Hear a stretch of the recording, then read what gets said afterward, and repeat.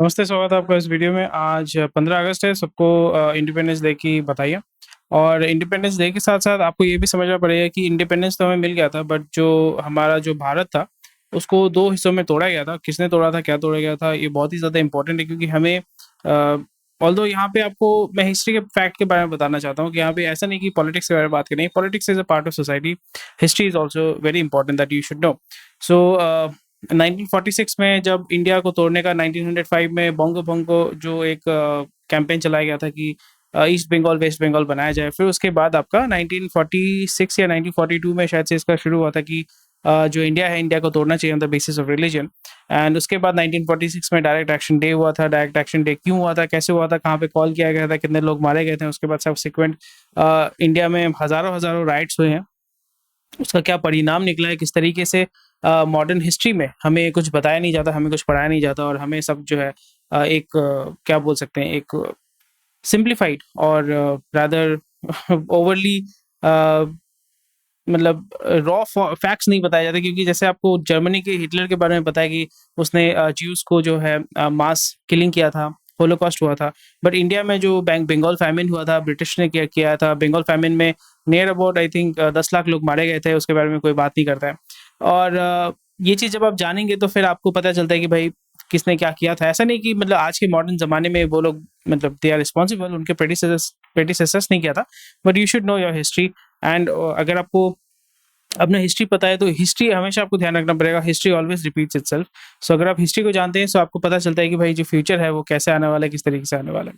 So anyway, अगर आप इस चैनल पर नए हैं तो लाइक शेयर सब्सक्राइब जरूर कर दीजिएगा। कोई भी क्वेश्चन क्वेरी है कमेंट सेक्शन में मुझे बताइएगा। और कल जो मंडे था मैंने वीडियो नहीं बना पाया बिकॉज मैं बाहर गया था, I was out for whole day and I was really too tired to make a video, so I apologize for that। और आज का जो वीडियो है मैं इसमें डिटेल्स में इस पे जो है बातचीत करेंगे। विल ट्राई टू अंडरस्टैंड कहाँ पे क्या मार्केट मूवमेंट हो रहा है। और उसी के साथ साथ अडानी का जो ऑडिटर था डेलॉयट, उसने आपका रिजिग्नेशन दे दिया है।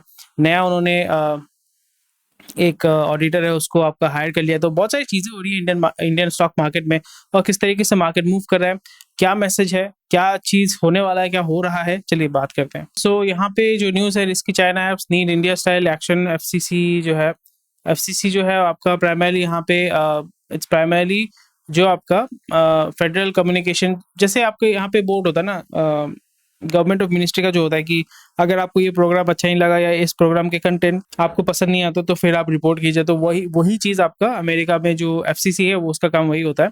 और इसकी China app need Indian style action FCC car. So again यहाँ पे गोरा जो है यानी अमेरिकन जो है वो इंडियन को बोल रहा है कि भाई आपको ये करना पड़ेगा। सो अगेन मेरे को ये समझ में नहीं आता है कि इंडियन जो गवर्नमेंट है वो उनके ऊपर क्यों टिप्पणी नहीं करते हैं, जबकि गोरे जो है हमारे देश के ऊपर टिप्पणी करते हैं। So it should be two way conversation. मैं इसको ऐसा नहीं कर रहा हूँ कि डोमिनेंस ऐसा उसकी बात नहीं कर रहा हूँ, बट जब भी आपका कमेंट्री चलता है तो फिर वहाँ पे भी जो आपका near about I think daily जो है कहीं ना कहीं पे आपका गन फाइट होता है या ओपन फायर करके आपका लोगों का हत्या किया जाता है बंदूकों से। सो उसके बारे में इंडिया में बातचीत करना चाहिए। उसके बारे में हमें कहना चाहिए कि वहाँ पे जो ये सोसाइटी है वो बहुत ही ज़्यादा शोषित है। जैसे वो इंडिया में कहते हैं ना, इंडिया में लोगों का जो है they are not feeling safe, law and order अच्छा नहीं है। तो हमें भी अमेरिका में करना चाहिए क्योंकि यहाँ पे कुछ नेबरहुड है। यहाँ पे बहुत ही इंटरेस्टिंग चीज़ मैं आपको बताने वाला हूँ कि इंडिया में जैसे ओपन डेफिकेशन को लेके आपका बहुत लोग मीम बनाते हैं कि यहाँ पे ये लोग तो रेल लाइन में आपका डेफिकेशन करते हैं या 2 नंबर करते हैं या आपका मल त्याग करते हैं। सो रेल लाइन पे मल त्याग करते हैं या जंगल में जाके या खेतों में जाके मल त्याग करते हैं। बट अगर आपको पता नहीं है तो मैं आपको हाईली सजेस्ट करूँगा कि आप सर्च कीजिए अमेरिका होमलेस। और अगर आपको स्पेसिफिक चीज़ देखना है अमेरिका होमलेस डेफिकेशन, आप देखोगे सैन होजे या स्पेशली कैलिफोर्निया में, फ्लोरिडा में बहुत सारे ऐसे जगह, फ्लोरिडा नहीं है कैलिफोर्निया में बहुत सारे ऐसे स्टेट्स हैं, इवन न्यूयॉर्क में, जहाँ पे वो रास्ते में मल त्याग करते हैं, खुले में मल त्याग करते हैं। ऐसा नहीं कि हम तो यहाँ पे लोटा लेके जंगल में जाते हैं फिर मतलब हमारे देश में तो लोटा लेके हम जंगल में जाते हैं, जंगल में एक प्राइवेसी मतलब ताकि लोग नहीं देख पाएंगे, तो प्राइवेसी में जो है हम मल, या हमारे यहाँ पे लोग पहले मल त्याग करते थे, आई होप अभी भी मल त्याग नहीं करते। पंचायत में जैसे आपने देखा था ना कि जंगल में जाके बोतल लेके वो लोग मल त्याग करने जाते हैं।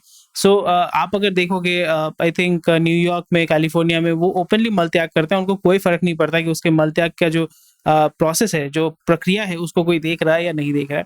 सो बहुत ही इंटरेस्टिंग चीज़ है। आज थोड़ा-सा कम मैं आपको यहाँ पे कॉमेडी भी आपको देना चाहता हूँ कि एक समझने में भी आसान हो, आपको मज़ा भी है सुनने में।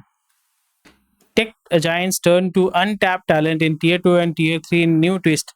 ईवी फलाना, फलाना, फलाना यहाँ पे Tier 2, Tier 3 सीरीज़ में जा रहे हैं। स्टाफिक ये फलाना ढिमकाना यहाँ पे ऑलरेडी बातचीत चल रहा है।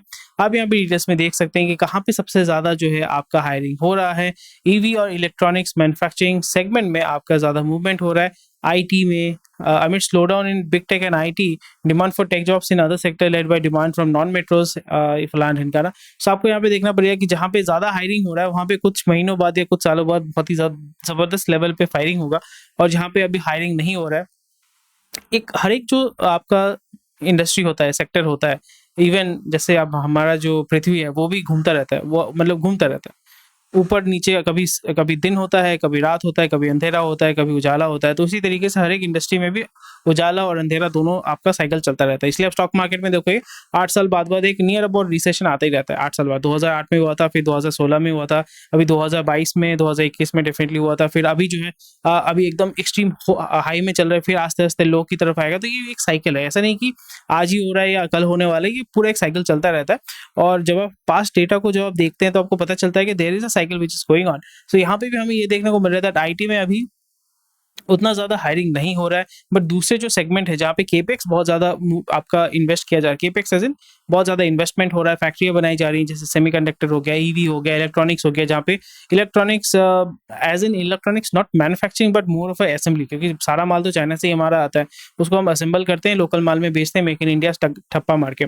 सो उस जगह पे भी असेंबली लाइन में आप जब लोगों को हायर करते हैं तो वहाँ पे भी आपका हायरिंग का रिक्वायरमेंट ज़्यादा होता है। टियर 2 टियर 3 सिटीज़ में आप जो है फैक्ट्रीज बना रहे हैं या पुराने फैक्ट्रीज को overtake, basically you are taking them over, और उसके बाद फिर आप उसमें अपना जो असेंबली लाइन वो तैयार कर रहे हैं। सो वही चीज़ आपको यहाँ पे देखने को मिल रहा है that over a period of time IT ज़्यादा इसलिए हायर नहीं कर रहा है क्योंकि आईटी का जो सेगमेंट है, आईटी का जो इंडस्ट्री है, they are primarily focusing right now कि हमें जो बिजनेस डील है वो हमें चाहिए, कॉन्ट्रैक्ट्स हमें चाहिए।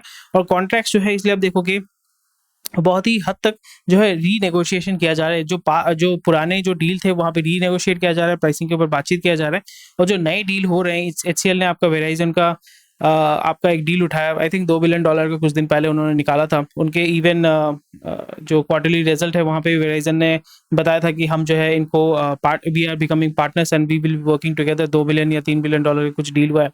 सो ये सारे डील जो है अभी चलते रहेंगे, और अभी जो है वो डील को लेके आएंगे, और डील जब एग्जीक्यूशन प्रोसेस में आता है तो it takes a lot of time, क्योंकि आपका जो एक फॉर एग्जांपल वेराइजन जो है टेलीकॉम कंपनी है अमेरिका का।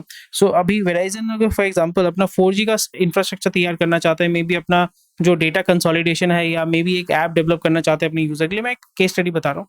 तो सपोज आपके साथ मेरा एक डील हुआ, आपका एक घर बनाना है मुझे, मैं कॉन्ट्रैक्टर हूँ, आप जो है आपका ज़मीन है, मतलब आप घर बनाना चाहते हो।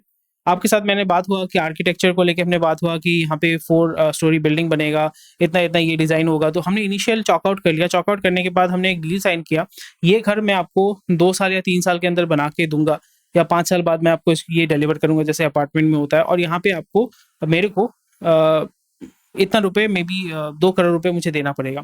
आपने कहा कि ठीक है 2 करोड़ हम दे देंगे। तो इनिशियली आपने एक एग्रीमेंट साइन किया, जो होता है मेमोरेंडम ऑफ अंडरस्टैंडिंग, या एक एग्रीमेंट होता है, कॉन्ट्रैक्ट होता है, जो भी होता है वो साइन किया जाता है। साइन करने के बाद आपको इनिशियल एक अमाउंट दिया जाता है, मे बी आपको 10% दे दिया, यानी 20 लाख दे दिया, 25 लाख दे दिया। फिर आपने काम का जो है शिलान्यास किया, यानी फाउंडेशन तैयार करना शुरू किया।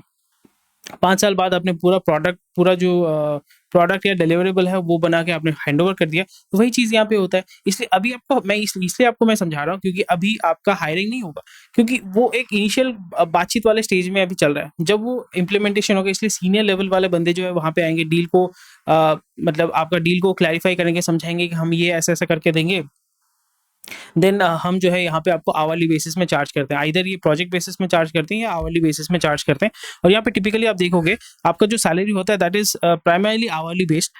और एंड जब आप देखते हैं कि भाई मुझे ये यहाँ पे, क्योंकि पेंडिंग पास्ट आपने इसी तरीके का काम करके रखा हुआ है, आपको पता है कि भाई इसमें मुझे कितना एफर्ट डालना पड़ेगा, कितना मेरा पैसा जाएगा। तो इसलिए आपको डील करते हैं $2 बिलियन जो भी है। फिर आप काम जब शुरू करते हैं तब आपको लोगों को हायर करना पड़ता है। तब जो है आपको देखने को मिलेगा इधर they are hiring through contractors, इधर दे आर डायरेक्टली हायरिंग वहाँ पे मास हायरिंग शुरू हो जाता है कि हम जो है फ्रेशर्स को लेने वाले हैं, 10,000 लोगों को लेने वाले हैं, 1,000 लोगों को लेने वाले हैं। So this is how the whole cycle works. और वो दूसरे सेक्टर यानी फॉर एग्ज़ाम्पल ईवी वाला सेक्टर है, सोचिए कि फंडिंग खत्म हो गया, बंद हो गया, वो वाला बंदा फिर आईटी में आ जाता है, आईटी वाला बंदा ईवी में जाता है। सो इसी तरीके से जो एक बंदा है, ह्यूमन रिसोर्स जैसे हम कहते हैं, वो ह्यूमन रिसोर्स घूमता रहता है इस तालाब से उस तालाब, वो तालाब के अंदर जो है हर एक जगह पे घूमता रहता है और इसी तरीके से ये काम चलता है। So again tier 2 tier 3 cities में आपका हायरिंग हो रहा है which is actually very very good. यानी द इंडस्ट्री और the jobs are also moving out of the tier 1 cities, जहाँ पे अभी इतना ओवर सैचुरेटेड मार्केट है और यहाँ पे वर्क फ्रॉम होम अगर आप पॉसिबल कर पाते हैं, रिमोट वर्किंग का अपॉर्चुनिटी है, so it also adds value and creates and saves a lot of value for the company and for the employee as well. Fitch lowers financial year 24 growth estimates for Indian IT companies, says growth for fiscal may fall 8 to 10% on Europe and US wool. So again ये तो होने ही वाला है, जैसे हमने already इसमें बात कर लिया, रीनेगोशिएशन होगा या कहेंगे कि भाई हम जो है इतना पैसा नहीं दे सकते। पहले जहाँ पे 10 रुपये मिलता था वहाँ पे कहेंगे कि हम 10 रुपये नहीं दे सकते, हम जो है either we will cut off the work और आपको हम 7 रुपये देंगे। और यहाँ पे कोई ना कोई बंदा तो काम करने वाला होगा, क्योंकि आईटी कंपनी में जब आपका प्रेशर बहुत ज़्यादा हो जाएगा, दो चीज़ें ज़्यादा इस पे आपको देखने को मिलेगा, ऑटोमेशन एंड डेलीगेशन, जिसके बारे में मैं बहुत बात करता हूँ। एंड कोई ना कोई कंपनी इस काम को डेफिनेटली उठाएगा। India number 2 handset maker ships 2 billion units in 8 years. So it's actually a very big achievement. और सही। सो आर्मी ने 7,000 इनेबल $1 बिलियन का इमरजेंसी डोमेस्टिक खरीदा है टू बेसिकली काउंटर चाइना। क्या क्या परचेज किया है उन्होंने, देखना पड़ेगा क्या क्या परचेज किया है, तो हमें देखना पड़ेगा भेल को, भारत डायनामिक्स को कितना पैसा मिला यहाँ से। So Karnataka to scrap NEP national education policy from the next academic year, which is very very good. And yeah, education is very very important. जैसे मैंने बताया ना कि आप जो है बच्चों को जो हिस्ट्री पढ़ाएंगे, जो भी पढ़ाएंगे, वो उनके दिमाग में घुस जाता है और बड़े होके वो उनको वही लगता है कि भाई ये सही है। सो जैसे जब मैं स्कूल में था तब मैंने कभी सुना ही नहीं था कि डायरेक्ट एक्शन डे है क्या, बट यहाँ पे हमें गुणगान मतलब बताया जाता है कि भाई हमारे देश के स्वतंत्र सेनानी ये थे वो थे। आधे लोगों को तो पता ही नहीं है, मतलब रासबिहारी बोस कौन है, मतलब क्या आप जानते हैं रासबिहारी बोस कौन है? इंडियन नेशनल आर्मी आईएनए जो है उसके फाउंडर कौन है? आईएनए के फाउंडर सुभाष चंद्र बोस नहीं है, आईएनए के फाउंडर हैं हमारे Rash Behari Bose. So Rash Behari Bose got old and he basically handed over INA to Subhash Chandra Bose. So दोनों रिलेटेड नहीं है, मतलब भाई बहन कजिन है, आई डोंट थिंक कजिन है या भाई बहन है, बट स्टिल ये चीज़ आपको जानना चाहिए, बट हमें कभी पता ही नहीं चला। डायरेक्ट एक्शन डे जब मैंने पढ़ा, I was very very shocked कि भाई ये हुआ है, हम कोलकाता में ही हुआ है, कोलकाता से शुरू हुआ है, रादर एस्प्लाइड जहाँ पे शहीद मीनार है वहाँ पे आपका कॉल किया गया था। फिर गोपाल पाठा मुखर्जी, इनके बारे में मुझे पता नहीं था, तो डेफिनेटली स्टडी कीजिए गोपाल पाठा मुखर्जी कौन थे, उन्होंने क्या क्या किया था, ये सब तो कुछ हमें पता ही नहीं जाता। जब भी आप बच्चों के इस एजुकेशन को इस तरीके से आप ग्रूम करते हैं तो फिर बाद में जाके उनको लगता है कि भाई ये सब बेकार है, बकवास है, प्रोपेगेंडा है। सो हिस्ट्री को हमें हमेशा एक न्यूट्रल लेंस से देखना चाहिए। मैं ये नहीं कह रहा हूँ कि ये पक्ष खराब था, अच्छा था, but decision could have been better, and वो डिसीजन जिस डिसीजन को लिया गया था वो किसने लिया था ये हमें जानना बहुत ही ज़्यादा ज़रूरी है। China finance giant alarms markets regulators which with missed payment. So again यहाँ पे बहुत सारी चीज़ें हो रही हैं, जो रियल एस्टेट मार्केट है वो अच्छा काम नहीं कर रहा है, आईटी वाले सेगमेंट वाले जो हैं वो इंडिया में या वियतनाम में इन्वेस्टमेंट कर रहे हैं, फॉक्सकॉन ये सब जो है, these are all Chinese companies. So Hindenburg के ऊपर जो है सेबी से रिपोर्ट मांगा गया था सुप्रीम कोर्ट के माध्यम से, फिर सुप्रीम कोर्ट कह रहा है कि हमें और 15 दिन चाहिए, हम चेक करना चाहते हैं, देखना चाहते हैं, तो आपको पता है क्या क्या चलता रहता है। Wedges on boil, July retail inflation 15-month high of 7.4%. So again जैसे हमने ऑलरेडी बात कर लिया था, अगस्त का महीने का मिड हो गया है, बट जो जुलाई महीना है और अगस्त महीने का तो ये बहुत ज़्यादा हम एक्सपेक्ट कर रहे हैं कि अगस्त महीने का जो है, अगस्त सितंबर जो फॉलोइंग कुछ महीने हैं या क्वार्टर है, उसमें आपका रिटेल इन्फ्लेशन बहुत ही ज़्यादा रहेगा, नियर अबाउट 7% के ऊपर ही रहेगा, 8% 9% भी हो सकता है।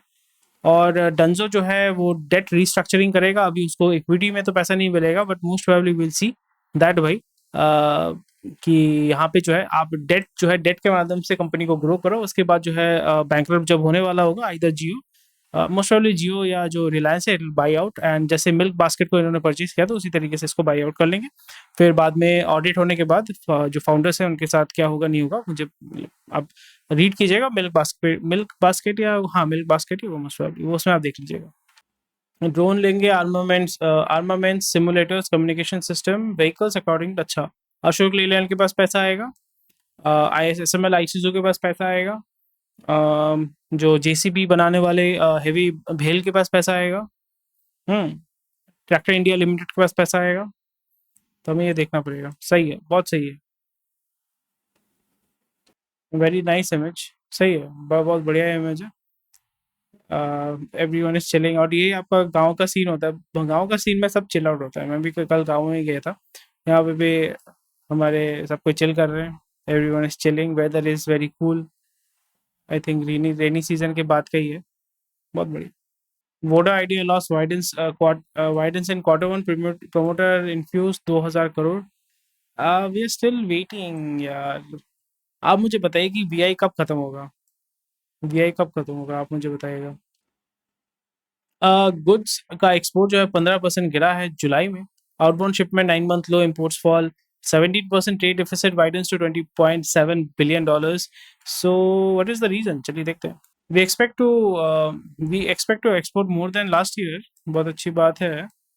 But is it like China is coming back? Data में कोई कुछ बता नहीं रहा है। China is doing a comeback. China बेचना शुरू कर रहा है क्या? अगर चाइना कमबैक कर रहा है तो फिर इंडिया का जो मतलब वही है ना कि टेम्पररी आप हमसे आपसे माल ले रहे हैं, बाद में चाइना जब अपने पाँव में खड़ा हो जाएगा तो चाइना से माल उठाएंगे। ये हमें देखना पड़ेगा, क्योंकि चाइना के साथ आप compete नहीं कर सकते इवन, क्योंकि चाइना जो है हर एक देश में, इवन इंडिया में उनका पॉलिटिकल इंटरफेरेंस है। जैसे अमेरिका का इंडिया में पॉलिटिकल इंटरफेरेंस है, चाइना का भी इंडिया में पॉलिटिकल इंटरफेरेंस है कि नहीं, मुझे कमेंट सेक्शन में बताइएगा। और उसी तरीके से जिन कंट्रीज़ में ये लोग अपना माल बेचते हैं वहाँ पे भी उनका जो है पॉलिटिकल इंटरफेरेंस होता है। Even Italy, Pakistan, even European countries में भी और अमेरिकन कंट्रीज़ में भी। अमेरिकन कंट्रीज़ मतलब अमेरिका में भी या साउथ अमेरिका में भी आपका चाइना का जो है बहुत ही मतलब तगड़ा जो है होल्ड है उनके पॉलिटिक्स में। The performance was much better for non petroleum, non James and jewellery exports. यही तो बहुत बड़ा गलती है ना। पीएसयू का बोल रहे, पीएसयू इंश्योरेंस का बोल रहे हैं कि शेप अप करने के लिए PSU import. It's very sad ना कि पीएसयू को आपका जो है गवर्नमेंट के पास मिनिमम होल्डिंग होना पड़ेगा और इसको कंप्लीटली प्राइवेटाइज करना पड़ेगा। जब तक बाबू लोग हैं मतलब कुछ नहीं कर सकते।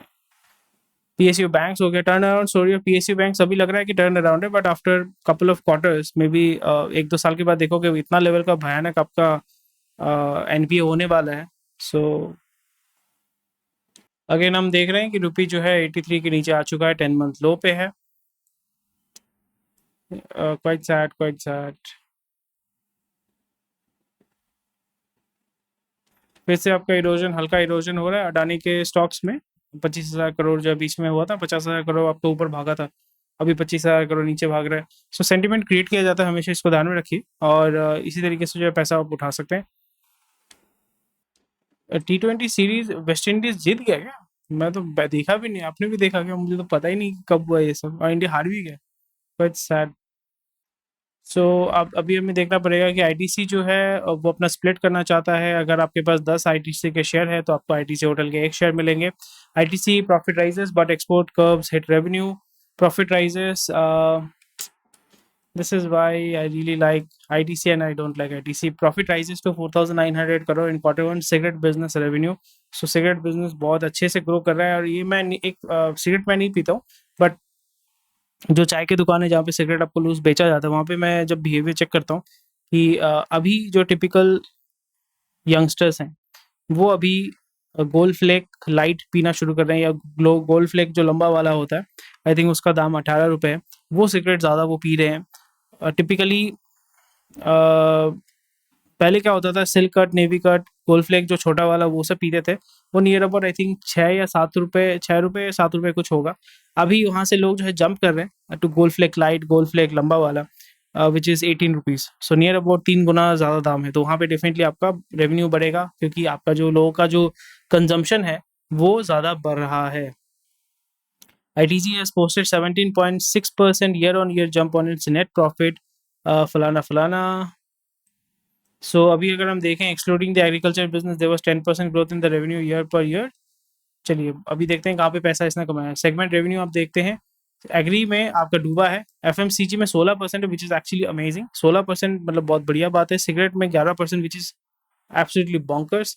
होटल में अच्छा उनका मूवमेंट हुआ, इसलिए अभी उसको सेपरेट करना चाहते हैं। पेपर एंड पैकेजिंग इसमें आपका लॉस हुआ है। एग्री में तो फुल लॉस है, एग्री में फुल लॉस है। सो इसलिए आपको देखने को मिलेगा that they will be pushing right now. FMC hotel को सेपरेट करेंगे, उसके लिए फंडिंग उठाएंगे क्योंकि ये केपेक्स ओरिएंटेड बिजनेस होता है। और फिर इस दोनों को मर्ज करके ये लोग चला, मतलब अभी जो कंबाइन करके ये सब चलता रहेगा। फिर आफ्टर पॉइंट ऑफ टाइम अब ये देखेंगे, ये देखने को मिलेगा दैट एफएमसीजी बिजनेस जो है वो थोड़ा सा बूम करेगा क्योंकि अडानी अडानी विल्मर उतना ग्रो नहीं कर पा रहा है। हिंदुस्तान यूनिलीवर अपना अपना जगह जो है उसने पकड़ के रखा हुआ है। Parle Marico they will not be able to catch up with ITC. So ITC will have the second position, if not the first position in the first position तो बहुत difficult है, but second position definitely पकड़ के रखेगा, second या third।